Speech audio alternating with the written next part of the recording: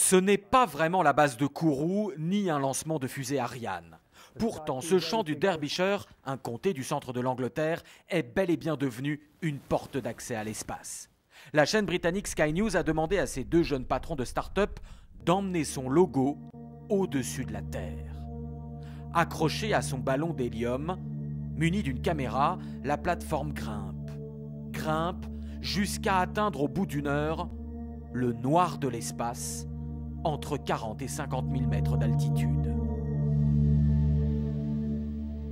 Techniquement, c'est encore la stratosphère supérieure. La frontière officielle de l'espace est 2 fois plus haut. Qu'importe, le spectacle est à la hauteur. Au bout d'un moment, le ballon brûle, la capsule redescend accrochée à son parachute.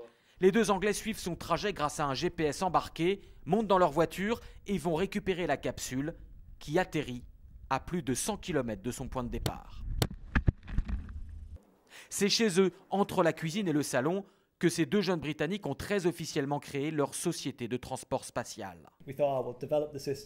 On s'est dit, on va développer cette technique. On est tous les deux ingénieurs et on va offrir aux gens un système de lancement fiable. Comme eux, d'autres à travers le monde commencent à envoyer aux frontières de l'espace les objets les plus farfelus.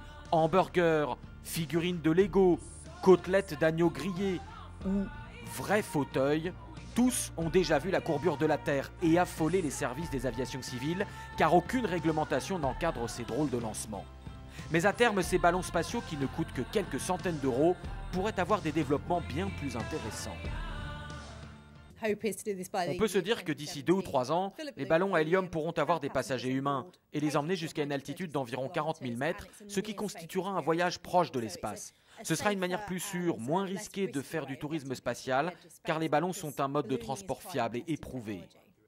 Un nouveau marché à l'heure où le tourisme spatial subit quelques ratés. Promis pour cette année, les premiers vols de Virgin Galactic qui devaient emmener des touristes dans l'espace pour 150 000 € le ticket ont du plomb dans l'aile. Le vaisseau expérimental s'est crashé en octobre dernier, tuant l'un de ses pilotes.